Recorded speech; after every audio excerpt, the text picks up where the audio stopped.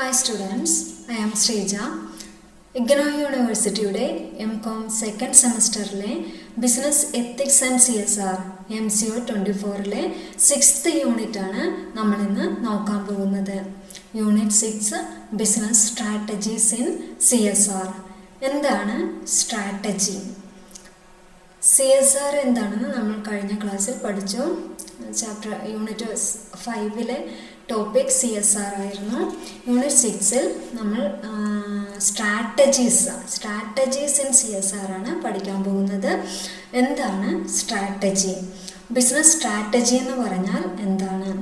അതായത് ഒരു particular ഓർഗനൈസേഷൻ്റെ goals accomplish ചെയ്യാൻ വേണ്ടിയിട്ട് ബിസിനസ് പെർഫോം ചെയ്യുന്ന ആക്ഷൻസിനെയും അതുപോലെ തന്നെ ബിസിനസ് എടുക്കുന്ന ഡിസിഷൻസിൻ്റെയും എല്ലാം കൂടി ചേർന്നുള്ള ഒരു കോമ്പിനേഷനാണ് എന്ത്? Business strategy. അതായത് ബിസിനസ് സ്ട്രാറ്റജി എന്ന് പറഞ്ഞാൽ ആക്ഷൻ ഓർ പ്ലാൻ ആണ്. അതൊരു ടൈപ്പ് ഓഫ് പ്ലാൻ ആണ് സ്ട്രാറ്റജി. സ്ട്രാറ്റജി എന്ന് പറഞ്ഞാൽ എന്താണ്? അതൊരു പ്ലാനാണ്, കുറച്ച് ടാക്ടിക്സ് അല്ലെങ്കിൽ അതൊരു ടെക്നിക് അല്ലെങ്കിൽ കുറച്ച് സൂത്രങ്ങൾ എന്നൊക്കെ നമുക്ക് പറയാം. ബിസിനസ്സിലുള്ള മാനേജ്മെൻറ്റ് ടീമിൻ്റെ ഒരു സ്ട്രാറ്റജീസ്, തന്ത്രങ്ങൾ. എന്തിനു വേണ്ടി? ഗോൾസ് അച്ചീവ് ചെയ്യാനുള്ള സ്ട്രാറ്റജീസ് ഓർ പ്ലാൻസ് ഏതൊരു ബിസിനസ്സിലും ഉണ്ടായിരിക്കും. ഗോൾസ് മെയിനായിട്ടുള്ള ബിസിനസ്സിൻ്റെ ഗോൾ എന്തായിരിക്കും? Profit maximisation. അങ്ങനെയുള്ള ഈ ഗോള് അക്കംപ്ലിഷ് ചെയ്യാൻ അല്ലെങ്കിൽ അച്ചീവ് ചെയ്യാൻ അല്ലെങ്കിൽ മെയിനായിട്ടുള്ള ഒബ്ജക്റ്റീവ് നേടിയെടുക്കാൻ വേണ്ടിയിട്ട് ഒരു ബിസിനസ്സിലെടുക്കുന്ന സെറ്റ് ഓഫ് പ്ലാൻസിനെയാണ് എന്തെന്ന് പറയുന്നത്? സ്ട്രാറ്റജി എന്ന് പറയുന്നത്. അതായത് ഇത് ബിസിനസ്സിൽ ഇംപ്ലിമെൻ്റ് ചെയ്യുമ്പോൾ ഈ പറയുന്ന സ്ട്രാറ്റജി ബിസിനസ്സിൽ ഇംപ്ലിമെൻ്റ് ചെയ്യുമ്പോൾ എന്തായി? ബിസിനസ് സ്ട്രാറ്റജിയായി. ബിസിനസ് പെർഫോം ചെയ്യുന്ന ആക്ഷൻസിൻ്റെ എല്ലാമുള്ള ഒരു കോമ്പിനേഷനാണ് ബിസിനസ് സ്ട്രാറ്റജി. എല്ലാ ആക്ഷനും കൂടി നമ്മൾ ഒരുമിച്ച് കൊണ്ടുപോകുമ്പോഴാണ് നമുക്ക് എന്ത് കിട്ടുക? പ്രോഫിറ്റ് അല്ലെങ്കിൽ ലാഭം അല്ലെങ്കിൽ ബിസിനസ്സിൻ്റെ ഒബ്ജക്റ്റീവ് നേടിയെടുക്കാനായിട്ട് കഴിയാം. അപ്പോൾ ബിസിനസ്സിൻ്റെ ഒബ്ജക്റ്റീവ് നേടിയെടുക്കാനായി സ്ഥാപനത്തിൻ്റെ മൊത്തത്തിലുള്ള പ്രവർത്തനങ്ങളെ ഒരുമിച്ച് കൊണ്ടുപോകാനുള്ള ചില സെറ്റ് ഓഫ് പ്ലാൻസ് ഓരോ സ്ട്രാറ്റജി, ഓരോ തന്ത്രങ്ങളാണ്, കുറച്ച് ടാക്ടിക്സ് ആണ്, സെറ്റ് ഓഫ് പ്ലാൻസ് ആണ് സ്ട്രാറ്റജി. അങ്ങനെയുള്ള സ്ട്രാറ്റജീസിനെ നമ്മൾ CSRൽ അപ്ലൈ ചെയ്താൽ എന്തിനു വേണ്ടി അപ്ലൈ ചെയ്യുന്നു? ഈ സ്ട്രാറ്റജീസിനെ എന്തിനു വേണ്ടിയിട്ടാണ് നമ്മൾ CSRൽ അപ്ലൈ ചെയ്യുന്നത് എന്നുള്ളതാണ് നമ്മൾ ഈ ചാപ്റ്ററിൽ പഠിക്കാൻ പോകുന്നത്. ആദ്യമായി പറയുന്നത് എന്താണ് CSR? CSR എന്നാൽ കോർപ്പറേറ്റ് സോഷ്യൽ റെസ്പോൺസിബിലിറ്റി. ഒരു സ്ഥാപനത്തിൻ്റെതായിട്ടുള്ള ഉത്തരവാദിത്തമാണ്, സമൂഹത്തോടുള്ള ഉത്തരവാദിത്തമാണ് കോർപ്പറേറ്റ് സോഷ്യൽ റെസ്പോൺസിബിലിറ്റി. ഇതൊരു കോംപ്രിഹെൻസീവ് ആയിട്ടുള്ള ഒരു പ്ലാനാണ് ഇത് CSR. അതായത് സോഷ്യൽ റെസ്പോൺസിബിലിറ്റി മെയിൻറ്റെയിൻ ചെയ്യാനും അത് ഫോർമുലേറ്റ് ചെയ്യാനും വേണ്ടിയിട്ട് ബിസിനസ് അല്ലെങ്കിൽ ഒരു കമ്പനി അവിടുത്തെ എല്ലാ ആളുകളും, കമ്പനീൻ്റെ മാനേജ്മെൻറ്റ് ടീംസ് എല്ലാം, ഷെയർ ഹോൾഡേഴ്സും മാനേജ്മെൻറ്റ് ടീംസും ബിസിനസ് മൊത്തത്തിൽ യൂസ് ചെയ്യുന്ന അല്ലെങ്കിൽ അവർ ഡിസൈൻ ചെയ്യുന്ന കുറച്ച് പ്രൊസീജിയേഴ്സ്, അല്ലെങ്കിൽ അവർ യൂസ് ചെയ്യുന്ന, അവർ ചൂസ് ചെയ്യുന്ന കുറച്ച് പോളിസീസ്, ആക്ടിവിറ്റീസ് എല്ലാം ഇൻക്ലൂഡഡ് ആയിട്ടുള്ള ഒരു ടേമാണ് CSR. അതായത് ബിസിനസ്സിന് നിലനിൽക്കണമെങ്കിൽ, ഒരു സൊസൈറ്റിയിൽ നിലനിൽക്കണമെങ്കിൽ അല്ലെങ്കിൽ പിടിച്ചു നിൽക്കണമെങ്കിൽ, ലോങ് ടേം ആയിട്ടുള്ള ഒരു നിലനിൽപ്പാണ് അവരെയും ചെയ്യുന്നതെങ്കിൽ അവർക്ക് എന്ത് ചെയ്യണം? ഈ CSR, corporate social responsibility follow ചെയ്തിരിക്കണം. തീർച്ചയായും ഇങ്ങനെ ഒരു റെസ്പോൺസിബിലിറ്റി, സൊസൈറ്റിയോട് ഇങ്ങനെ ഒരു ഉത്തരവാദിത്തം ഫോളോ ചെയ്താൽ മാത്രമേ അവർക്ക് ലോങ് ടേം ആയിട്ടുള്ള ഒരു നിലനിൽപ്പ് ഉണ്ടാവുകയുള്ളൂ എന്നുള്ളതാണ് നമ്മൾ ഈ ചാപ്റ്ററിൽ മെയിനായിട്ടും സ്ട്രെസ് ചെയ്ത് പറയുന്നത്. അപ്പോൾ എത്രയാണ് നമ്മൾ ഈ ഒരു ഇൻട്രൊഡക്ഷനിൽ CSR എന്ന് പറയുന്ന ഒരു ടോപ്പിക് കൊണ്ട് ഉദ്ദേശിക്കുന്നത്. അത്രയാണ്. അതായത് സ്റ്റേക്ക് ഹോൾഡേഴ്സിനെ പറ്റി നമ്മൾ കഴിഞ്ഞ ചാപ്റ്ററിൽ പറഞ്ഞിട്ടുണ്ടായിരുന്നു. എന്നാലും ഒന്നുകൂടി പറയാം. എക്സ്റ്റേണൽ ആയിട്ടുള്ളതും ഇൻറ്റേർണൽ ആയിട്ടുള്ളതുമായിട്ടുള്ള കുറേ സ്റ്റേക്ക് ഹോൾഡേഴ്സ് ഒരു സ്ഥാപനത്തിനുണ്ടായിരിക്കാം. അതായത് internal stakeholders employees, suppliers, financiers, customers കമ്മ്യൂണിറ്റീസൊക്കെ ഇൻറ്റേർണൽ സ്റ്റേക്ക് ഹോൾഡേഴ്സ് ഗ്രൂപ്പിൽ വരുന്ന ആളുകളാണ്. എക്സ്റ്റേണൽ സ്റ്റേക്ക് ഹോൾഡേഴ്സിൽ ആരൊക്കെയാണ് വരിക? കോമ്പറ്റീറ്റേഴ്സ്, കൺസ്യൂമേഴ്സ്, അതുപോലെ തന്നെ surrounding society, government, medias, advocate groups, social interest groups. ഇങ്ങനെ ഇൻറ്റേർണൽ ആയിട്ടുള്ള ഗ്രൂപ്പിനെയും സ്റ്റേക്ക് ഹോൾഡേഴ്സിനെയും എക്സ്റ്റേണൽ ആയിട്ടുള്ള സ്റ്റേക്ക് ഹോൾഡേഴ്സിൻ്റെയും താല്പര്യങ്ങളെ സംരക്ഷിച്ചുകൊണ്ട് അല്ലെങ്കിൽ ഇവരോടുള്ള ഉത്തരവാദിത്വം റെസ്പോൺസിബിലിറ്റീസ് ഫോളോ ചെയ്തുകൊണ്ട് നിന്നാൽ മാത്രമേ ഒരു സ്ഥാപനത്തിന് ലോങ് ടേം ആയിട്ടുള്ള ഒരു നിലനിൽപ്പ് ഉണ്ടാവുകയുള്ളൂ എന്നുള്ളതാണ് ഈ ഒരു ഇൻട്രൊഡക്ഷനിൽ മെയിനായിട്ടും പറയുന്നത്. ഇങ്ങനെയൊരു കാര്യമാണ്. ഇനി നെക്സ്റ്റ് പറയുന്നത് കമ്പനി മേ CSR ബിസിനസ് സ്ട്രാറ്റജീസിൻ്റെ ഭാഗമാകാം. Company may pursue CSR strategies. ഈ ഒരു ഇൻട്രൊഡക്ഷനിൽ പറയുന്നുണ്ട് കുറേ സ്ട്രാറ്റജീസ് ഫോളോ ചെയ്യണം. ഇങ്ങനെയുള്ള ഇൻറ്റേർണൽ ആൻഡ് എക്സ്റ്റേണൽ സ്റ്റേക്ക് ഹോൾഡേഴ്സിനെ സാറ്റിസ്ഫൈ ചെയ്യാൻ കുറേയധികം സ്ട്രാറ്റജീസ് ഫോളോ ചെയ്യണം. അതിനുവേണ്ടി എന്ത് ചെയ്യണം? സ്ട്രാറ്റജീസിന് വേണ്ടി ഡിഫെൻഡ് ദെയർ സ്ട്രാറ്റജീസ്. അതിൽ പറയുന്നുണ്ട് ഡിഫെൻഡ് ദെയർ റെപ്യൂട്ടേഷൻസ്. എന്തിനു വേണ്ടിയിട്ടാണ് CSR സ്ട്രാറ്റജി ഫോളോ ചെയ്യുന്നത്? Pursue CSR strategies to defend their reputation. അവരുടെ റെപ്യൂട്ടേഷനിൽ പിടിച്ചു നിൽക്കാൻ വേണ്ടിയിട്ട്, അതിനെ ഡിഫെൻഡ് ചെയ്യാൻ വേണ്ടിയിട്ട്. അതുപോലെ തന്നെ ജസ്റ്റിഫൈ ബെനിഫിറ്റ്സ് ഓവർ കോസ്റ്റിലുപരി ബെനിഫിറ്റ് ജസ്റ്റിഫൈ ചെയ്യാൻ വേണ്ടിയിട്ട്. അതുപോലെ തേർഡ് പോയിന്റ് വരുന്നത് ഇൻറ്റിഗ്രേറ്റ് വിത്ത് ദെയർ ബ്രോഡർ സ്ട്രാറ്റജീസിനെയൊക്കെ ഇൻറ്റിഗ്രേറ്റ് ചെയ്യാനായിട്ട്. അതുപോലെ തന്നെ fourth one learn innovate and manage risk manage ചെയ്യാനും ഇന്നോവേറ്റീവായിട്ട് കൊണ്ടുപോകാനുമായിട്ട് ഇത്രയും കാര്യങ്ങൾക്ക് വേണ്ടിയിട്ടാണ് എന്ത് ചെയ്യുന്നത്? കമ്പനികൾ CSR സ്ട്രാറ്റജി അപ്ലൈ ചെയ്യുന്നത്. CSR സ്ട്രാറ്റജി സ്ഥാപനത്തിനകത്ത് കൊണ്ടുവരുന്നത് ഇൻറ്റേർണൽ ആൻഡ് എക്സ്റ്റേണൽ സ്റ്റേക്ക് ഹോൾഡേഴ്സിനെയൊക്കെ സാറ്റിസ്ഫൈ ചെയ്യുന്ന കുറച്ച് CSR സ്ട്രാറ്റജീസ് അപ്ലൈ ചെയ്താൽ മാത്രമേ അവരുടെ റെപ്യൂട്ടേഷൻ അല്ലെങ്കിൽ അവരുടെ ബെനിഫിറ്റ് കോസ്റ്റ് ഒക്കെ കറക്റ്റ് ചെയ്യാനായിട്ട് പറ്റുകയുള്ളൂ. അപ്പോൾ ഇനി നമ്മൾക്ക് എന്തൊക്കെയാണ് ഈ പറയുന്ന സ്ട്രാറ്റജിയിൽ CSRൽ ബിസിനസ് സ്ട്രാറ്റജീസിൻ്റെ റോൾ എന്താണ് എന്നുള്ളതാണ് മെയിനായിട്ട് നമ്മൾ ഈ ഒരു ടോപ്പിക്കിൽ പറയുന്നത്. ആദ്യം CSR സ്ട്രാറ്റജീസ്, ഈ പറയുന്ന CSR സ്ട്രാറ്റജീസ് ഏതൊക്കെയാണെന്ന് നമുക്കിനി നോക്കാം. ഏതൊക്കെയാണ് CSR സ്ട്രാറ്റജീസ്? എങ്ങനെയാണ്? ആദ്യം നമ്മൾ എന്ത് ചെയ്യണം? First identification of stakeholders. നമ്മൾ പറഞ്ഞു ആദ്യം ഫസ്റ്റ് നമ്മൾ എന്താ ചെയ്യേണ്ടത്? സ്റ്റേക്ക് ഹോൾഡേഴ്സിന് നമ്മൾ നേരത്തെ പറഞ്ഞു ആരൊക്കെയാണ് internal and external stakeholders എന്ന് പറഞ്ഞതാണ്. അങ്ങനെയുള്ള സ്റ്റേക്ക് ഹോൾഡേഴ്സിനെ ഐഡൻറ്റിഫൈ ചെയ്യുക. ഈ സ്ട്രാറ്റജീസിൻ്റെ ഭാഗമായിട്ട് ഫസ്റ്റ് സ്റ്റെപ്പ് എന്താണ്?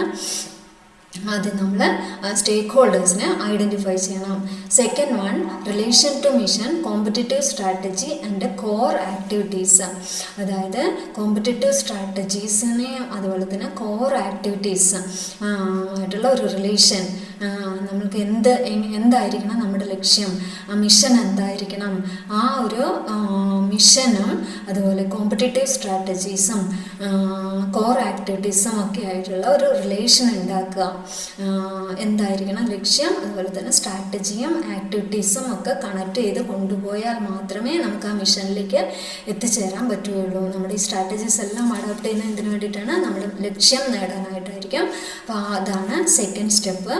തേർഡ് സ്റ്റെപ്പായിട്ട് പറയുന്നത് ഇംപ്ലിമെൻറ്റേഷൻ ഓഫ് CSR പ്രോഗ്രാംസ്. അതായത് ഈ പറയുന്ന CSR ആക്ടിവിറ്റീസ് ഉണ്ടാവുമല്ലോ, കോർപ്പറേറ്റ് സോഷ്യൽ റെസ്പോൺസിബിലിറ്റി, നമ്മൾ കഴിഞ്ഞ ചാപ്റ്റർ പഠിച്ചിട്ടുള്ള CSR പ്രോഗ്രാംസ് ഒക്കെ ഇംപ്ലിമെൻറ്റ് ചെയ്യാം.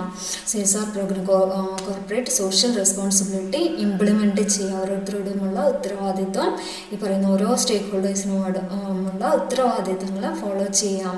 അതുപോലെ നെക്സ്റ്റ് സ്റ്റെപ്പിൽ വരുന്ന fourth one measurement of social performance. എന്നിട്ട് മെഷർ ചെയ്യുക.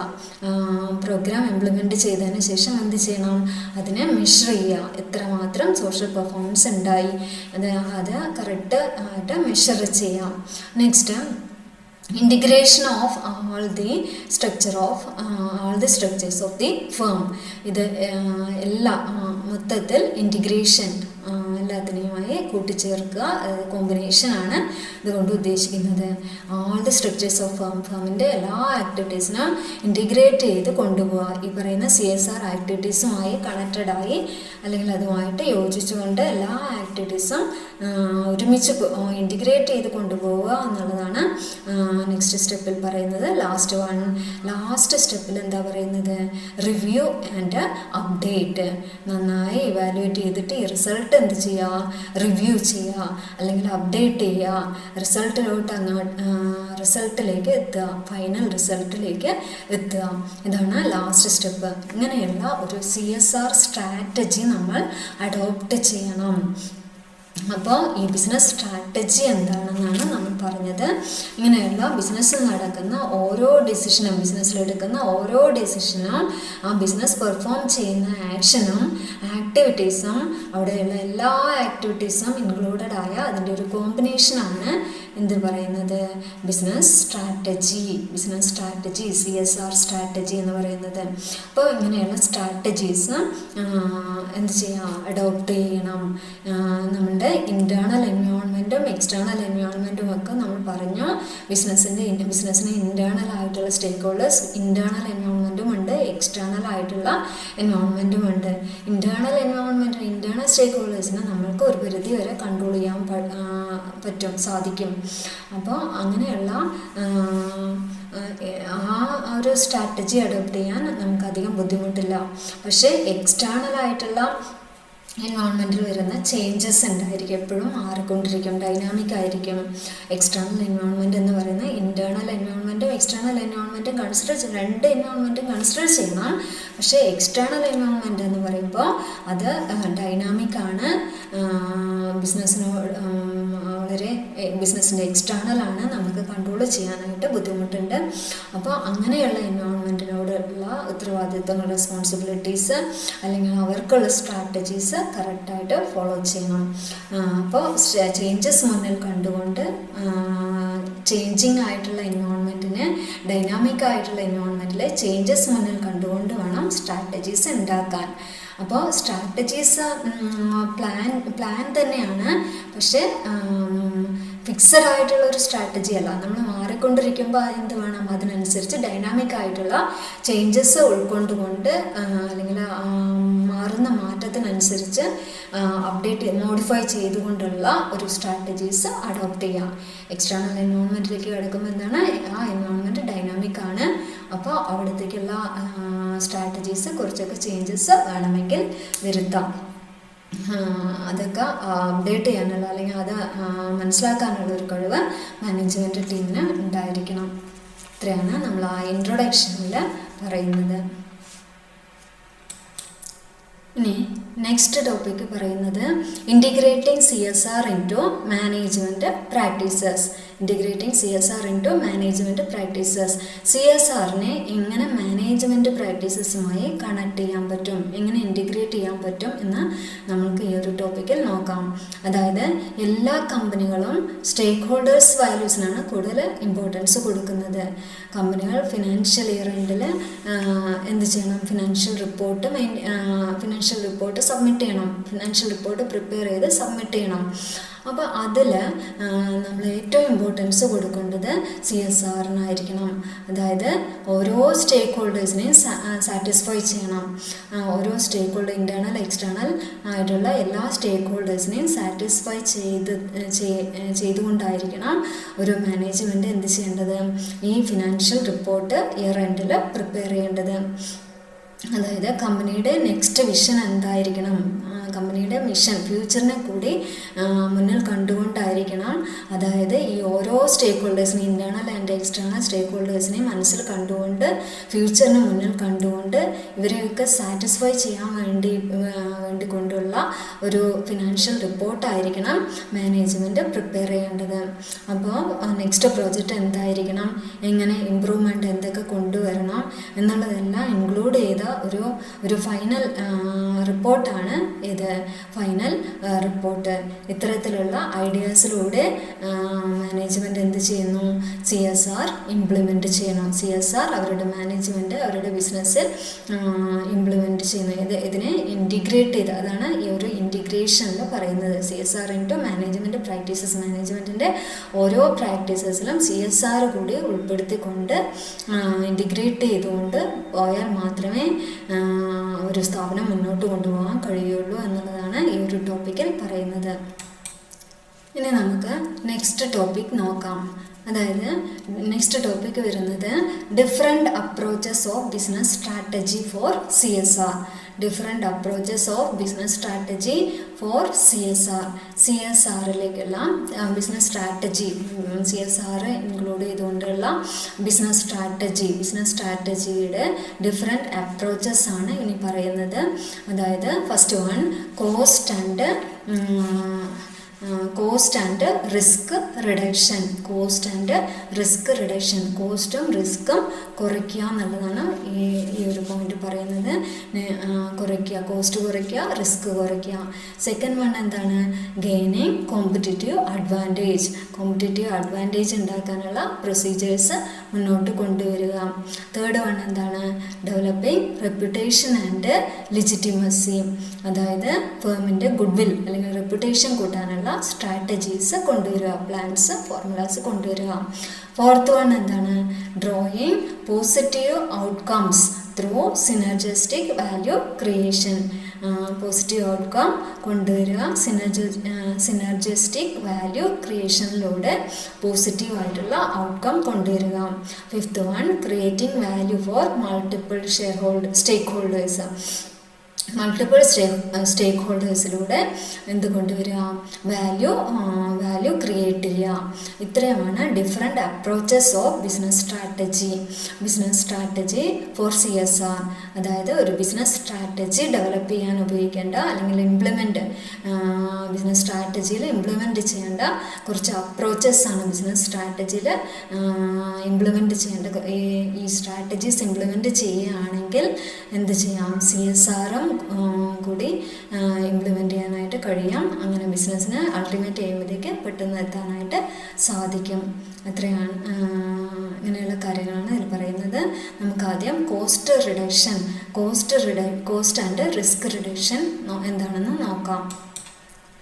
കോസ്റ്റ് ആൻഡ് റിസ്ക് റിഡക്ഷൻ എന്ന് വെച്ചാൽ കോസ്റ്റും റിസ്ക്കും കുറയ്ക്കുക എന്നുള്ളതാണ്. അപ്പോൾ ബിസിനസ് സ്ട്രാറ്റജിയിൽ എന്ത് ചെയ്യണം? കോസ്റ്റും റിസ്ക്കും കുറയ്ക്കാനായിട്ട് ചിലവ് കുറയ്ക്കുക, അതുപോലെ തന്നെ റിസ്ക്കും കുറച്ചാൽ മാത്രമേ, ഇങ്ങനെ ഒരു സ്ട്രാറ്റജി അഡോപ്റ്റ് ചെയ്താൽ മാത്രമേ അതിന് ബിസിനസ്സിന് നിലനിൽപ്പുണ്ടാവുകയുള്ളൂ എന്നുള്ളതാണ് ഇതിൽ പറയുന്നത്.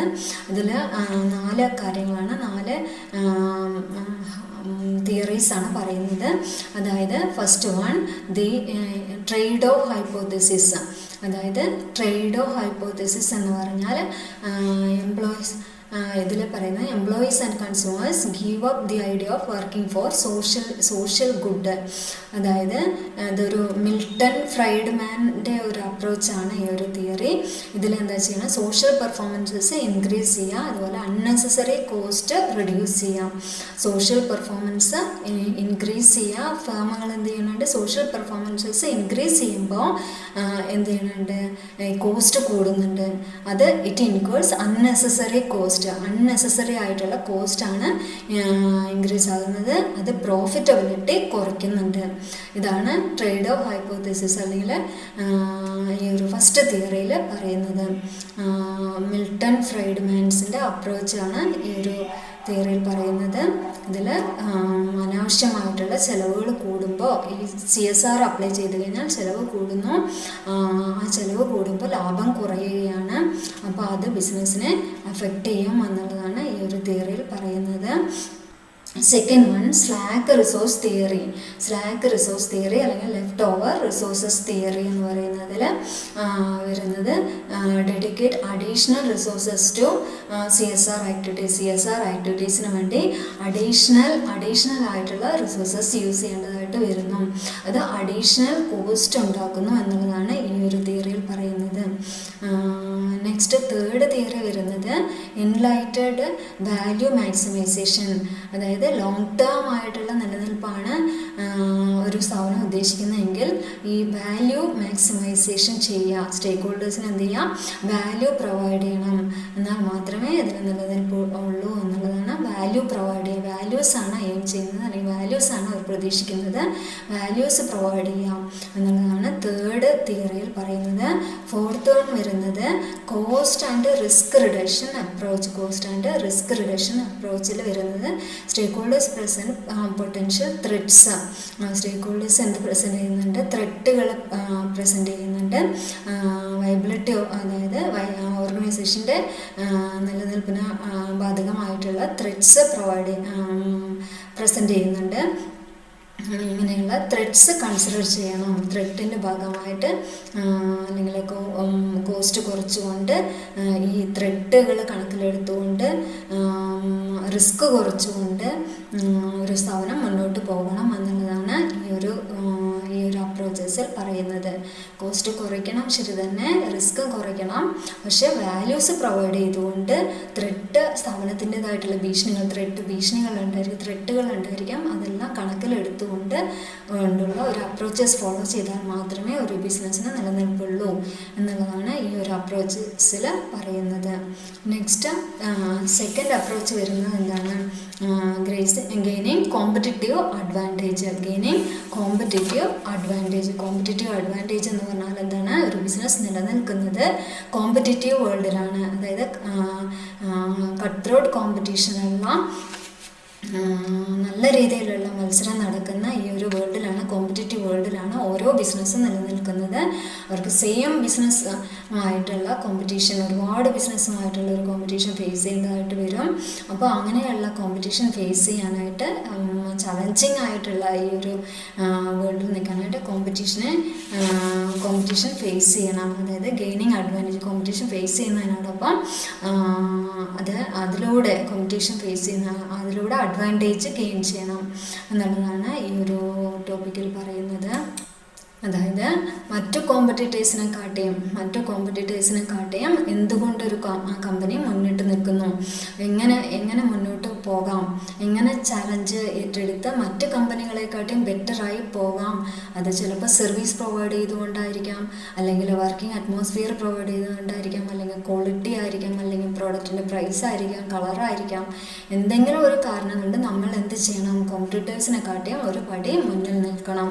അപ്പോൾ അങ്ങനെയുള്ള ഒരു കോമ്പറ്റിറ്റീവ് വേൾഡിൽ ഒരു അഡ്വാൻറ്റേജ് ആക്കി മാറ്റാൻ വേണ്ടി CSR മെയിൻറ്റെയിൻ ചെയ്യാം, CSRനെ കൊണ്ടുവരിക.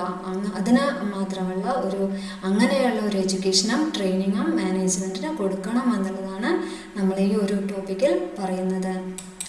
Third approaches of business strategy for CSR is reputation and legitimacy. Develop ചെയ്യാം. അതാണ് തേർഡ് അപ്രോച്ച് വരുന്നത്. അതായത് ഇതിൽ ബ്രാൻഡ് റെപ്യൂട്ടേഷനാണ് ഉദ്ദേശിക്കുന്നത്. ബ്രാൻഡ് റെപ്യൂട്ടേഷൻ ആൻഡ് ലെജിറ്റിമസി കൊണ്ടുവരിക എന്നുള്ളതാണ്. ബ്രാൻഡിനെ ഹൈലൈറ്റ് ചെയ്യുക. ബ്രാൻഡ് നെയിം ഉണ്ടല്ലോ, ഒരു സ്ഥാപനത്തിൻ്റെ പേര്, ഗുഡ് വില്ല്, ബ്രാൻഡ് നെയിം, അതിനെ ഹൈലൈറ്റ് ചെയ്യുമ്പോൾ കമ്പനിക്ക് ഏത് CSR ആക്ടിവിറ്റീസിലും വരുന്ന കസ്റ്റമേഴ്സിനെ, അതായത് കമ്പനീൻ്റെ പ്രോഡക്റ്റ് അവരതിൽ നിന്ന് ചൂസ് ചെയ്ത് വാങ്ങിക്കും. ഒരു പേരുണ്ടാക്കിയെടുക്കുക. അങ്ങനെയുള്ള ഒരു പേര്, എത്രയൊക്കെ കോമ്പറ്റീറ്റേഴ്സ് വന്നാലും അങ്ങനെ ഒരു ബ്രാൻഡ് നെയിം ഹൈലൈറ്റ് ചെയ്യുന്ന നല്ലൊരു ബ്രാൻഡ് നെയിം ഉണ്ടാക്കിയെടുത്താൽ, നല്ലൊരു ഗുഡ് വില്ല് അല്ലെങ്കിൽ നല്ലൊരു റെപ്യൂട്ടേഷൻ ഉണ്ടാക്കിയെടുത്തു കഴിഞ്ഞാൽ ഒരു സ്ഥാപനത്തിന് എന്തൊക്കെ പ്രശ്നങ്ങൾ വന്നാലും ആളുകളുടെ ഇടയിൽ അല്ലെങ്കിൽ സൊസൈറ്റിയിൽ പിടിച്ചു നിൽക്കാനായിട്ട് സാധിക്കും. അപ്പോൾ ആളുകൾ പ്രോഡക്റ്റ് വാങ്ങിക്കും, സെയിൽസ് കൂടും, പ്രോഫിറ്റ് കൂടും. അപ്പോൾ ഇതൊക്കെയാണ് പ്രധാനമായിട്ടും ഇതിൽ ഫോക്കസ് ചെയ്യുന്നത്. എന്താണ്, കമ്പനിയുടെ റെപ്യൂട്ടേഷൻ കൂട്ടുക, ബ്രാൻഡ് നെയിം വെൽ എസ്റ്റാബ്ലിഷ് ആക്കി മാറ്റുക എന്നുള്ളതാണ്. അങ്ങനെ ബ്രാൻഡ് നെയിം ഫേമസ് ആക്കി മാറ്റിയാൽ കസ്റ്റമേഴ്സ് ഏതൊരു പ്രോഡക്റ്റിൻ്റെ ഇടയിൽ നിന്നും ആ പ്രോഡക്റ്റിനെ അല്ലെങ്കിൽ ആ ഒരു പ്രോഡക്റ്റിനെ ചൂസ് ചെയ്ത് തിരഞ്ഞെടുക്കും എന്നുള്ളതാണ് ഇതിൽ പറയുന്നത്. അങ്ങനെ നല്ലൊരു പേരുണ്ടാക്കിയെടുക്കുക എന്നുള്ളതാണ് റെപ്യൂട്ടേഷൻ ആൻഡ് ലെജിറ്റിമസി എന്നുള്ള ഈ ഒരു കൺസെപ്റ്റ് കൊണ്ട് ഉദ്ദേശിക്കുന്നത്. അതിലൊരു കോസ്റ്റ് റിലേറ്റഡ് മാർക്കറ്റിംഗ് പറയുന്നുണ്ട്. കോസ്റ്റ് റിലേറ്റഡ് മാർക്കറ്റിംഗ് എന്ന് പറഞ്ഞാൽ ഒരു പെർട്ടിക്കുലർ കോഴ്സിനെ ഹൈലൈറ്റ് ചെയ്തുകൊണ്ട് പ്രൊഡക്റ്റിനെ സെയിൽ ചെയ്യുക. ഒരു പെർട്ടിക്കുലർ കോഴ്സിനെ ഹൈലൈറ്റ് ചെയ്തുകൊണ്ട് പ്രൊഡക്റ്റ് സെയിൽ ചെയ്യുക. കാര്യകാരണ ബന്ധം പറഞ്ഞുകൊണ്ട് ഒരു പ്രൊഡക്റ്റിനെ സെയിൽ ചെയ്യുക എന്നുള്ളതാണ് cost related marketing. Cost related marketing എന്ന് പറഞ്ഞാൽ ബിസിനസ് യൂസ് ചെയ്യുന്ന ഒരു മാർക്കറ്റിംഗ് മെത്തേഡാണ്. അതിൽ എന്താണ് ചെയ്യുന്നതെന്ന് വെച്ചിട്ടുണ്ടെങ്കിൽ ഒരു സോഷ്യൽ ഇഷ്യൂസൊക്കെ ഫൈൻഡ് ഔട്ട് ചെയ്യാം, എന്നിട്ട് അതിനെ ഓവർകം ചെയ്യുന്ന അല്ലെങ്കിൽ സൊല്യൂഷൻസ് ഫൈൻഡ് ഔട്ട് ചെയ്യുന്നു. അതിന് വേണ്ടിയിട്ടുള്ള ഒരു ക്യാമ്പയിനൊക്കെ കണ്ടക്ട് ചെയ്യാം. അപ്പോൾ കുറച്ച് ഔട്ട്കം അല്ലെങ്കിൽ സൊല്യൂഷൻസൊക്കെ ഫൈൻഡ് ഔട്ട് ചെയ്തുകൊണ്ട് അതിന് വേണ്ടിയിട്ടുള്ളൊരു ക്യാമ്പയിനൊക്കെ കണ്ടക്ട് ചെയ്യുക എന്നുള്ളതാണ് ഇതിൽ പറയുന്നത്. ബിസിനസ് യൂസ് ചെയ്യുന്ന ഒരു മാർക്കറ്റിംഗ് മെത്തേഡാണ് കോസ്റ്റ് റിലേറ്റഡ് മാർക്കറ്റിംഗ്. അതായത് സോഷ്യൽ ഇഷ്യൂസൊക്കെ കുറയ്ക്കാൻ വേണ്ടിയിട്ട് അല്ലെങ്കിൽ അതിനുള്ള ഒരു സൊല്യൂഷൻസ് എന്താണെന്നുള്ളതും കൂടി കണ്ടെത്താണ്. സോഷ്യൽ ഇഷ്യൂസ് വരുമ്പോൾ അതിനുള്ള ഒരു സൊല്യൂഷൻസ് കൂടി കണ്ടെത്തി അത് സൊസൈറ്റീസിലെ ഇഷ്യൂസ് കുറയ്ക്കാൻ വേണ്ടി ബിസിനസ് ചൂസ് ചെയ്യുന്ന അല്ലെങ്കിൽ ഫോളോ ചെയ്യുന്ന ഒരു മാർക്കറ്റിംഗ് മെത്തേഡാണ് കോസ്റ്റ് റിലേറ്റഡ് മാർക്കറ്റിംഗ്. അതിലുള്ള കാരണങ്ങൾ കൂടി പറയാണ്. എന്തെങ്കിലും ഇഷ്യൂസ് വരുമ്പോൾ അതിനുള്ള കാരണങ്ങൾ കൂടി പറഞ്ഞ് ഇതുകൊണ്ടാണ് ഇങ്ങനെ ചെയ്തത്, അല്ലെങ്കിൽ ഇന്ന കാരണം കൊണ്ടാണ്, അല്ലെങ്കിൽ അങ്ങനെ പറഞ്ഞുകൊണ്ട് അവരൊരു എക്സ്ക്യൂസ് പറഞ്ഞുകൊണ്ട് അല്ലെങ്കിൽ കാരണം പറഞ്ഞുകൊണ്ട് അവരത് ബിസിനസ്സിൽ അപ്ലൈ ചെയ്യാണ്, സെയിൽ നടത്തുകയാണ്. കോർപ്പറേറ്റ് സോഷ്യൽ പെർഫോമൻസ് CPRും പറയുന്നുണ്ട്. എന്താണ് CPR എന്ന് പറഞ്ഞു കഴിഞ്ഞാൽ കോർപ്പറേറ്റ് സോഷ്യൽ പെർഫോമൻസ്. അതായത് പെർഫോമൻസിനെ ഇവാലുവേറ്റ് ചെയ്യുക എന്നുള്ളതാണ്. അതിലും ഫോക്കസ് ചെയ്യുന്നത് എന്താണ്, പെർഫോമൻസ് എങ്ങനെയായിരിക്കണം, ഒരു ബിസിനസ്സിലെ പെർഫോമൻസ് എങ്ങനെയായിരിക്കണം, കോർപ്പറേറ്റ് സിറ്റിസൺ എങ്ങനെയായിരിക്കണം, കോമ്പറ്റീഷൻ എങ്ങനെയായിരിക്കണം, അവരുടെ പെർഫോമൻസ് എങ്ങനെയായിരിക്കണം എന്നുള്ളതെല്ലാം ഇവാലുവേറ്റ് ചെയ്യുക എന്നുള്ളതാണ് CPR എന്ന് പറയുന്നത്. അപ്പോൾ കോസ്റ്റ് റിലേറ്റഡ് മാർക്കറ്റിംഗ് ഉണ്ട്, കോസ്റ്റ് പെർഫോമൻസ് ഉണ്ട്.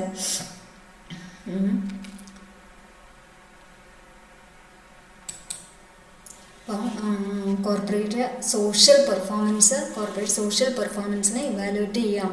അതായത് അവർ ഫോക്കസ് ചെയ്യുന്ന എന്താണ്, CSR and corporate citizenship and competition. Corporate സിറ്റിസൺഷിപ്പും കോമ്പറ്റീഷനും ഒക്കെ കമ്പയർ ചെയ്തിട്ട് എന്നാൽ സോഷ്യൽ വാല്യൂസിനെ കൂടുതൽ കൺസിഡർ ചെയ്തിട്ട് നല്ല രീതിയിൽ ബിസിനസ് പെർഫോമൻസ് മുന്നോട്ട് കൊണ്ടുപോവുക എന്നുള്ളതാണ് ഇതുകൊണ്ട് ഉദ്ദേശിക്കുന്നത്, CPR കൊണ്ട് ഉദ്ദേശിക്കുന്നത്. CPR എന്ന് പറഞ്ഞിട്ടുണ്ടെങ്കിൽ അതാണ്. ഫോർത്ത് അപ്രോച്ച് വരുന്നത് drawing positive outcome through synergistic value creation. ഇതിൽ സിനർജി എന്ന് പറയുന്നത് രണ്ട് ടീം ഒരുമിച്ച് പ്രവർത്തിക്കുമ്പോഴുണ്ടാകുന്ന ഔട്ട്കമാണ്. അതായത് പോസിറ്റീവ് ഔട്ട്കമാണ് ഇതുകൊണ്ട് ഉദ്ദേശിക്കുന്നത്. അതായത് ഷെയർ ഹോൾഡേഴ്സും സ്റ്റേക്ക് ഹോൾഡേഴ്സും ഒരുമിച്ച് പ്രവർത്തിക്കുക, രണ്ട് കൂട്ടരും ഒരുമിച്ച് പ്രവർത്തിക്കുക എന്നുള്ളതാണ് ഇതുകൊണ്ട് ഉദ്ദേശിക്കുന്നത്. അതായത് ഷെയർ ഹോൾഡേഴ്സ് ബിസിനസ്സിൻ്റെ ഓണേഴ്സാണ്, ബിസിനസ്സിന് വേണ്ടി പൈസ ഇറക്കുന്ന ബിസിനസ്സിൻ്റെ ഓണേഴ്സാണ്. അവരുടെ താല്പര്യങ്ങൾ സംരക്ഷിക്കണം. സ്റ്റേക്ക് ഹോൾഡേഴ്സ് എന്ന് പറഞ്ഞാൽ ബിസിനസ്സിനോട് കണക്റ്റഡ് ആയിട്ടുള്ള മറ്റാളുകളാണ്. അപ്പോൾ അവരുടെ താല്പര്യങ്ങളും സംരക്ഷിക്കണം. അപ്പോൾ രണ്ട് പേരുടെയും താല്പര്യങ്ങൾ സംരക്ഷിച്ചുകൊണ്ട് ഒരു പോസിറ്റീവ് ഔട്ട്കം ഉണ്ടാക്കിയെടുക്കുക. ഇങ്ങനെയാണ് ഒരു കമ്പനി പ്രവർത്തിക്കുന്നതെങ്കിൽ ഇതിനെ സിനർജറ്റിക് വാല്യൂ ക്രിയേഷൻ എന്നുള്ളത് നമുക്ക് പറയാം. സിനർജിസ്റ്റിക് വാല്യൂ ക്രിയേഷൻ ആണ് എന്ന് നമുക്ക് പറയാം. അപ്പോൾ അങ്ങനെയുള്ള ഒരു അപ്രോച്ചാണ് രണ്ട് ഗ്രൂപ്പിനെയും കമ്പയർ ചെയ്തുകൊണ്ടുള്ള അല്ലെങ്കിൽ കമ്പൈൻ ചെയ്തുകൊണ്ടുള്ള ഒരു അപ്രോച്ചാണ് ഈ ഒരു അപ്രോച്ച്. അതായത് it is based on the availability of stakeholders. അതായത് stakeholder engagement and regulatory interventions with trans strategy CSR benefit for both business and society. അതായത് ബിസിനസ്സിനും സൊസൈറ്റിക്കും ബെനിഫിറ്റ് ഉണ്ടാകുന്ന രീതിയിൽ, അതായത് ബിസിനസ്സിന് പ്രോഫിറ്റും കിട്ടണം, സൊസൈറ്റിക്ക് ഗുണവും കിട്ടണം. സൊസൈറ്റിയോടുള്ള റെസ്പോൺസിബിലിറ്റി ഫോളോ ചെയ്തുകൊണ്ട് ലാഭം ഉണ്ടാക്കുക. അങ്ങനെ നിന്നാൽ മാത്രമേ ബിസിനസ്സിന് മുന്നോട്ട് പോകാനായിട്ട് സാധിക്കുകയുള്ളൂ, അല്ലെങ്കിൽ ലോങ് ടേം ആയിട്ടുള്ള ഒരു നിലനിൽപ്പ് ഉണ്ടാവുകയുള്ളൂ. അപ്പോൾ ഇങ്ങനെയുള്ള കാര്യങ്ങൾ ബിസിനസ്സിൽ ഇംപ്ലിമെൻറ്റ് ചെയ്യുക എന്നുള്ളതാണ്. രണ്ട് കൂട്ടരെയും സാറ്റിസ്ഫൈ ചെയ്തുകൊണ്ടുള്ള രീതി ബിസിനസ്സിൽ ഇംപ്ലിമെൻറ്റ് ചെയ്യുക എന്നുള്ളതാണ് ഈ ഒരു സ്ട്രാറ്റജിയിൽ പറയുന്നത്. രണ്ട് കൂട്ടരുടെയും താല്പര്യം സംരക്ഷിച്ചുകൊണ്ടുള്ള ഒരു രീതി, ഒരു മെത്തേഡ് അത് അഡോപ്റ്റ് ചെയ്യാം. നെക്സ്റ്റ് ഫിഫ്ത്ത് സ്ട്രാറ്റജി വരുന്നത് creating value for multiple stake holders ആരൊക്കെയാണെന്ന് നമ്മൾ പറഞ്ഞു. അതിൽ പറയുന്ന കമ്പനി പരമാവധി സ്റ്റേക്ക് ഹോൾഡേഴ്സിന് ബെനിഫിറ്റ് കിട്ടുന്ന രീതിയിൽ, വാല്യൂ പ്രൊവൈഡ് ചെയ്യുന്ന രീതിയിൽ CSR ആക്ടിവിറ്റീസ് ചെയ്തിരിക്കണം. ഒരു പെർട്ടിക്കുലർ വ്യക്തികൾക്ക് മാത്രമല്ല, ഒരു പെർട്ടിക്കുലർ കമ്മ്യൂണിറ്റിക്ക് മാത്രം കിട്ടുന്ന രീതിയിൽ കമ്പനി CSR ആക്ടിവിറ്റീസ് ചെയ്യരുത്. ഒരു വ്യക്തി മാത്രമല്ല, അല്ലെങ്കിൽ ഒരു പെർട്ടിക്കുലർ പ്രോഡക്റ്റ് മാത്രം, അല്ലെങ്കിൽ പെർട്ടിക്കുലർ ആയിട്ടുള്ള ആക്ടിവിറ്റീസ് മാത്രമല്ല, അത് മൊത്തം എല്ലാവർക്കും കൂടി, എല്ലാ സ്റ്റേക്ക് ഹോൾഡേഴ്സിനെ ഉദ്ദേശിച്ചുകൊണ്ട് ഉള്ളതായിരിക്കണം. എല്ലാവർക്കും വേണ്ടിയുള്ള രീതിയിലേക്ക് ആക്ടിവിറ്റീസിനെ മാറ്റണം എന്നുള്ളതാണ് അടുത്ത ലാസ്റ്റ് സ്ട്രാറ്റജിയിൽ പറയുന്നത്. അപ്പോൾ ഇത്രയാണ് അപ്രോച്ചസ്. ഇങ്ങനെയുള്ള അപ്രോച്ചസൊക്കെ ഫോളോ ചെയ്യുകയാണെങ്കിൽ, ഇങ്ങനെയുള്ള സ്ട്രാറ്റജീസ് അഡോപ്റ്റ് ചെയ്യുകയാണെങ്കിൽ ബിസിനസ്സിന് ലോങ് ടേം ആയിട്ടുള്ളൊരു എക്സിസ്റ്റൻസ് ഉണ്ടായിരിക്കും എന്നുള്ളതാണ് ഇവിടെ പറയുന്നത്. നെക്സ്റ്റ് ടോപ്പിക് വരുന്നത് problems in building business case for CSR. അതായത് problems may arise business case for CSR ആണ്. CSR അഡോപ്റ്റ് ചെയ്യുമ്പോൾ വരുന്ന പ്രോബ്ലംസ് ആണ് നെക്സ്റ്റ് ഈ ഒരു ടോപ്പിക്കിൽ പറയുന്നത്. ഇതിൽ 2 പ്രോബ്ലംസ് ആണ് പറയുന്നത്. First one, CSR activities implement ചെയ്യുമ്പോൾ അതിനെ ജസ്റ്റിഫൈ ചെയ്യുമ്പോഴുണ്ടാകുന്ന പ്രോബ്ലംസ് ആണ്.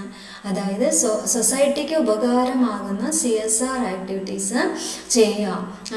അങ്ങനെ സൊസൈറ്റീസിൻ്റെ നീഡ് മനസ്സിലാക്കി അതിനനുസരിച്ച് ആക്ടിവിറ്റീസ് ചെയ്യുക എന്നുള്ളതാണ് ഫസ്റ്റ് പ്രോബ്ലത്തിൽ പറയുന്നത്. അങ്ങനെ ചെയ്യുമ്പോഴുണ്ടാകുന്ന ഒരു പ്രോബ്ലമാണ് ഫസ്റ്റ് പ്രോബ്ലത്തിൽ പറയുന്നത്. അതായത് arise level of justification at the organisation, society, economic, ethical and political.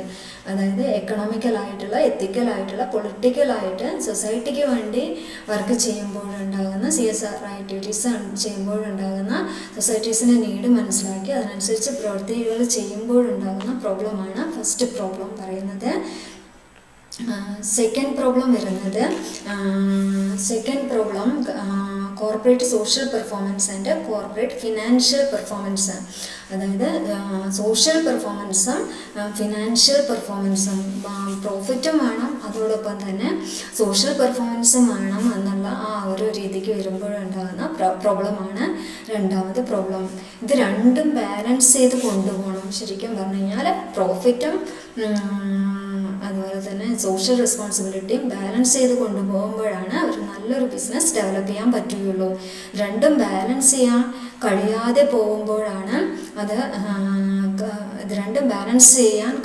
പോകുമ്പോഴാണ് സെക്കൻഡ് പ്രോബ്ലം പറയുന്നത്. ബാലൻസ് ചെയ്യാൻ കഴിയാതെ വരുമ്പോഴുണ്ടാകുന്ന പ്രോബ്ലമാണ് ബിസിനസ്സിനധികം ഫേസ് ചെയ്യേണ്ടി വരുന്ന പ്രോബ്ലം. അപ്പോൾ ഇങ്ങനെയുള്ള 2 പ്രോബ്ലംസാണ് നമ്മൾ ഈ ഒരു ടോപ്പിക്കിൽ പറയുന്നത്. ഫസ്റ്റ് സൊസൈറ്റിക്ക് വേണ്ടി നീഡ് മനസ്സിലാക്കി പ്രവർത്തിക്കുമ്പോഴുണ്ടാകുന്ന പ്രോബ്ലവും, ഇത് സൊസൈറ്റീൻ്റെ ഫിനാൻഷ്യൽ ആൻഡ് എത്തിക്കൽ സോഷ്യൽ റെസ്പോൺസിബിലിറ്റിയും ബാലൻസ് ചെയ്യാൻ കഴിയാതെ വരുമ്പോഴുണ്ടാകുന്ന പ്രോബ്ലവും. ഇങ്ങനെ 2 പ്രോബ്ലത്തെ പറ്റിയാണ് നമ്മൾ ഈ ഒരു ടോപ്പിക്കിൽ പറയുന്നത്. ഇതിൽ തന്നെ positive correlation between CSP and CFP എന്നും negative correlation between CSP and CFP എന്നും പറയുന്നുണ്ട്. 2 പ്രോബ്ലത്തെ പോസിറ്റീവ് നെഗറ്റീവ് കോറിലേഷനായിട്ട് കണക്ട് ചെയ്ത് പറയുന്നുണ്ട്. അപ്പോൾ ഇത്രയുമാണ് ഒരു ബിസിനസ് സ്ട്രാറ്റജിയിൽ ഡെവലപ്പ് ചെയ്യേണ്ട, അല്ലെങ്കിൽ ഉപയോഗിക്കേണ്ട, അല്ലെങ്കിൽ ഇംപ്ലിമെൻറ്റ് ചെയ്യേണ്ട അപ്രോച്ചസാണ് നമ്മൾ ഇത്രയും പറഞ്ഞത്. ഇതൊക്കെയാണ്. First one, cost and risk reduction. കോസ്റ്റും റിസ്ക്കും കുറയ്ക്കുക, റിസ്ക് കുറയ്ക്കുക. സെക്കൻഡ് വൺ എന്താണ്? ഗെയിനിങ് കോമ്പറ്റേറ്റീവ് അഡ്വാൻറ്റേജ് ഉണ്ടാക്കാനുള്ള പ്രൊസീജിയേഴ്സുമായി മുന്നോട്ട് കൊണ്ടുവരിക. തേർഡ് വൺ എന്താണ്? ഡെവലപ്പിംഗ് റെപ്യൂട്ടേഷൻ ആൻഡ് ലെജിറ്റിമസി, നല്ല റെപ്യൂട്ടേഷൻ അല്ലെങ്കിൽ ഗുഡ് വില്ല് കൊണ്ടുവരിക. ഫോർത്ത് വൺ എന്താണ്? Positive outcome through synergistic value creation. Value ക്രിയേഷനിലൂടെ സിനർജിസ്റ്റിക് വാല്യൂ ക്രിയേഷനിലൂടെ നല്ലൊരു പോസിറ്റീവ് ഔട്ട്കം കൊണ്ടുവരിക. Creating value for multiple stakeholders. Multiple സ്റ്റേക്ക് ഹോൾഡേഴ്സിന് വാല്യൂസ് പ്രൊവൈഡ് ചെയ്യാം. ഈ പറയുന്ന അപ്രോച്ചസിലൂടെ നമുക്ക് ബിസിനസ് സ്ട്രാറ്റജീസിലൂടെ നമുക്ക് CSR അപ്ലൈ ചെയ്യാം. CSR അപ്ലൈ ചെയ്തുകൊണ്ടുള്ള ബിസിനസ് സ്ട്രാറ്റജി കൊണ്ടുപോയാൽ ബിസിനസ്സിന് ലോങ് ടേം ആയിട്ടുള്ള ഒരു നിലനിൽപ്പ്, ലോങ് ടേം ആയിട്ടുള്ള ഫ്യൂച്ചറിനെ മുന്നിൽ കണ്ടുകൊണ്ട് ലോങ് ടേം ആയിട്ട് പിടിച്ചു നിൽക്കാനായിട്ട്, ബിസിനസ്സിന് നിലനിൽക്കാനായിട്ട് സാധിക്കും. ഇത്രയാണ് ഈ ഒരു ചാപ്റ്ററിൽ പറയുന്നത്. ഇനി നെക്സ്റ്റ് ചാപ്റ്ററുമായി അടുത്ത വീഡിയോയിൽ കാണാം. 7th ചാപ്റ്ററുമായി അടുത്തൊരു വീഡിയോയിൽ കാണാം. ഇത്രയുമാണ് ഈ ചാപ്റ്ററിൽ പറയുന്നത്.